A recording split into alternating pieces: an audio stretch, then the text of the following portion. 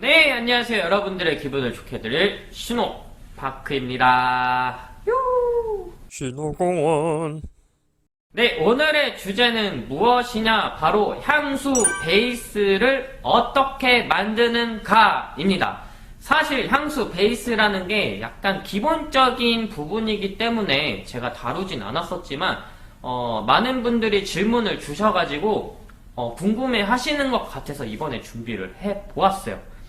그래서 이번 시간에는 향수 베이스에 어떤 것들이 들어가고 있는지, 그리고 어떻게 만드는지, 그리고 무엇이 중요한지 한번 이번 시간에 알려드릴 계획입니다. 먼저 향수 베이스에 어떤 것들이 들어가는지에 대해서 말씀을 드릴게요. 첫 번째는 에탄올입니다. 여러분들도 많이 보셨을 거예요. 에탄올이라는 게 향수를 만들면서 가장 많이 들어가는 물질이에요. 에탄올 자체가 쉽게 휘발도 할 뿐더러 가볍고 향수의 자체에 어떠한 영향을 미치지도 않고 빨리 증발을 해버리니까 향수의 발향력도 높여주는 기능이 있고 빨리 건조해서 사용감도 그렇게 나쁘지가 않게 됩니다. 향수를 만들 때 에탄올만한 게 없어요. 사실 에탄올 자체에도 어떤 자극이나 독성이 있겠지만 다른 물질보다는 확실히 안전한 원료로 사용되고 있습니다. 에탄올을 또 넣는 중요한 이유가 한 가지가 또 있어요. 향수라는 거는 물과 향료인 오일과 두 가지 섞여야지 만들 수 있는 향수예요. 한마디로 물과 오일이 섞여야 된다는 겁니다. 이것을 바로 가용화라고 해요. 물과 오일이 섞여서 투명한 상태를 띠는 것을 가용화라고 합니다. 네, 그렇기 때문에 에탄올을 넣어주면은 에탄올 자체의 가용화 능력이 있기 때문에 물과 아니에요. 물이 아니고 향료와 에탄올은 잘 섞이기 때문에 쉽게 말해 가용화가 되기 때문에 에탄올을 많이 사용한다는 것입니다. 하지만 에탄올을 많이 넣으면 넣을수록 향료를 잘 섞이겠지만 여기서 단점이 발생하죠. 바로 술 냄새가 난다는 겁니다. 에탄올에 특유의 취가 있어요. 에탄올을 많이 넣으면 당연히 취한 냄새가 나겠죠. 그렇기 때문에 넣는 물질이 무엇이냐? 바로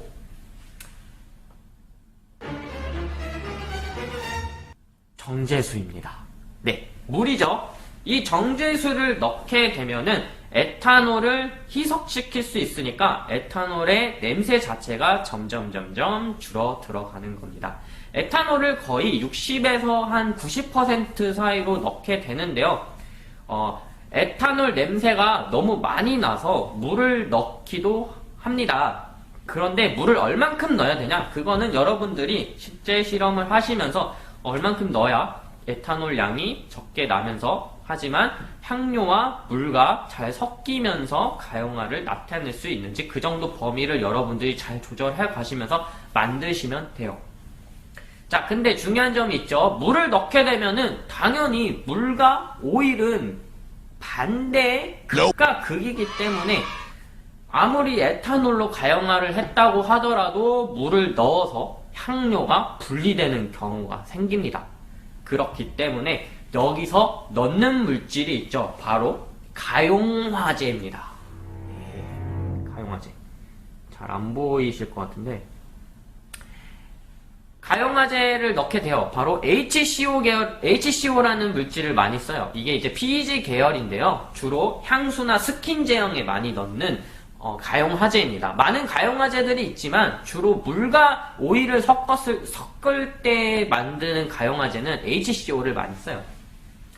주로 HCO 40이나 HCO 60을 쓰게 되는데요. 이 뒤에 있는 숫자는 길이입니다. 구조 자체가 더 길어요. 숫자가 높아지면. 왜 기냐? 예를 들어서 어망을 생각했을 때 어망이 크면 클수록 많은 물고기를 잡겠죠. 그거랑 똑같습니다. 길이가 길면 길수록, 숫자가 높으면 높을수록 더 많은 오일, 그리고 가용화를 더 많이 할 수 있겠죠. 그렇다 해서 꼭 HCO 60을 써야 된다는 건 아닙니다. 향료마다 특징과 HLB 값이 존재를 하기 때문에 그거에 맞춰서 HCO 몇을 넣을 건지 직접 실험을 해보시면서 맞춰 나가야 되는 것이에요. 사실 향수와 스킨이 비슷하잖아요. 그래서 예전에는 HCO와 OD16을 같이 써서 멀티 가용화를 사용을 해서 더욱더 물과 오일이 안정하게 섞일 수 있도록, 그리고 더 오래 갈 수 있게 두 가지를 섞어서 만드는 경우도 있습니다. 근데 하지만 HCO나 이런 가용화제를 잘 안 써는 이유가 있어요. 왜냐? 자, 여기 보시면은 제가 이렇게 손에 묻혀서 피부의 가장 연약한 부분을 이렇게 발라보겠습니다. 이렇게 발라보면은 지금은 괜찮은데 아마 좀 있으면은 A few moments later. 이거 보세요. 빨갛게 올라온 거 보시죠.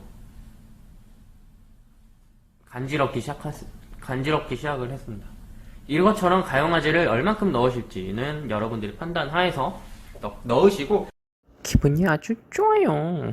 원래대로라면 이렇게 원액을 발라보진 않겠죠. 거의 향수 베이스에서는 한 1%나 뭐 2% 미만, 더 미만으로도 넣기도 하는데, 근데 가용화제 자체가 피부에 알러지나 자극을 주는 요소이기 때문에 안 쓰는 경우도 있고, 아니면 사용을 한다면은 거의 극소량으로 많이 넣게 된다. 하지만 향료를 많이 넣어야 된다, 진짜 오드 퍼퓸처럼 20%에서 25% 써야 된다, 그 정도의 향수를 만들어야 된다 하면은 당연히 가용화제를 넣을 수밖에 없겠죠. 네, 그것을 유의해서 얼만큼 넣을지는 여러분들이 판단을 해주시면 됩니다. 이렇게 살짝살짝 붉게 올라와요. 보시면은 확실히 가용화제 자체가 피부에 자극이 있기 때문에 여러분들이 조심해서 사용을 해야 합니다. 자, 다음으로는 무엇이 있을까요? 향수의 전성분을 보면은 간지러워. 향수의 전성분을 보시면은 이런 13비지나 PG, 그러니까 끝에 글라이콜 붙어있는 애들을 많이 간지러워. 향수를 만드신 다음에 바로 피부에 발라보셔서 안정성을 보셔야 됩니다. 네, 다음으로 들어가는 원료가 무엇이냐? 바로 말하다 끊겼는데 뷰틸렌 글라이콜이나 뭐 프로필렌 글라이콜 애들을 많이 넣어요. 이런 애들이 무엇이냐? 바로 보습제 역할을 하는 글라이콜 애들이에요. 글라이콜이라는 게 당과 비슷해요. 그러니까 끈끈하다. 그러니까 마치 꿀과 같아요. 꿀처럼 끈적거리면 무엇이 좋냐? 바로 보습 역할을 하는 물질이라는 것이죠. 에탄올을 넣기 때문에 에탄올을 피부에 바르면은 빨리 증발을 하면서 어떠한 점이 일어나냐? 바로 피부가 건조해진다는 거죠. 그러면은 향수를 몸에다 바르는 그런 것들을 뿌렸을 때 에탄올만 넣게 되면은 피부가 건조해져서 장벽이나 그런 것들에 대해서 어떤 자극을 줄 수 있긴 합니다. 그렇기 때문에 글라이콜 같은 보습제 성분을 넣어주면서 이런 건조해지는 것을 방지하는 역할로 넣게 됩니다. 그 외에도 글라이콜이라는 애 자체가 미약하지만 약간의 자체 방부 능력도 가지고 있고, 향료와 물과 섞였을 때 보조 가용화로도 사용을 해요. 그러니까 물과 오일이 섞였을 때 그것을 더욱더 천천히 이렇게 움직이면서 분리가 천천히 일어나지게 해주는 역할로도 사용한다는 것입니다. 네, 그렇기 때문에 보습제를 넣어주는데 13비지를 넣을 거냐, PG를 넣을 거냐, 뭐 글리세린을 넣을 거냐, 어떤 것들을 넣을 거냐는 여러분들이 직접 얘네들을 발라보시고 어떤 것이 더 사용감에 좋은지, 그리고 향수 제형이 어떤 것이 더 안정한지 직접 고른 향료에 따라, 아니면 어떤 사용감이나 제품 특성에 따라 여러분들이 원료를 잘 조절해 가시면서 만드시면 됩니다. 그 다음으로는 네, 그 다음 원료로 들어가는 것들은 바로 변성 방지제입니다. 향료라는 것이 산패가 일어나면은 냄새가 바뀌어요. 한마디로 성질이 바뀐다는 겁니다. 산화돼서. 그렇기 때문에 변성 방지제를 넣어요. 변성 방지제가 뭐냐? 항산화제죠. 산화를 막아주는 녀석들. 흔히 여러분들이 지금 드시고 있는 비타민 C라던가 D, E, 뭐 이런 여러 가지 종류가 있겠죠. 그런 비타민 U나 항산화 역할을 하는 그런 물질들을 극소량 넣게 됩니다. 주로 넣는 것은 알파 토코페롤이나 뭐 디엘알파 토코페롤, 그러니까 토코페롤 비타민 E와 같은 녀석들을 많이 써요. 얘네가 지용성 물질이긴 한데 상당히 제형에서 안정함을 이뤄나가요. 그러니까 한마디로 다른 비타민들은 직접 많이 바뀌기 때문에 산화를 막아주는 역할도 있지만 상당히 불안정한 녀석들이 많아요. 그러니까 고유 자체의 비타민 C 같은 경우도 엄청 잘 바뀝니다. 조금만 그 실내에 놔둬도 금방 바뀌어요. 그렇기 때문에 코팅을 하던가 여러 가지 기술을 하는데 가장 적합한 것은 토코페롤이 가장 향수를 만드는데 적합하다. 그래서 토코페롤을 넣기도 합니다. 자, 이것은 근데 제 졸업 논문에도 나와 있어요. 이 내용을 다뤘는데 데이터를 보시면은 토코페롤이 안정함을 가지고 있는 것을 볼 수 있습니다. 근데 여기서 중요한 점이 있습니다. 또 다른 원료가 들어가는 경우가 있어요. 바로 또 다른 원료가 들어가는 경우가 있는데 바로 EDTA입니다. 네, EDTA가 무엇이냐? 킬레이트제라고도 해요. 킬레이트제라고도 하는데 얘의 구조 자체가 꽃게 모양처럼 생겼어요. 이렇게 막 이렇게 뭐 집게 이렇게 집게 달린 것처럼 생겼는데 얘네가 어떤 원료들이냐? 금속 이온 봉쇄제예요. 말 그대로 금속 이온을 봉쇄를 해주는 원료라는 것입니다.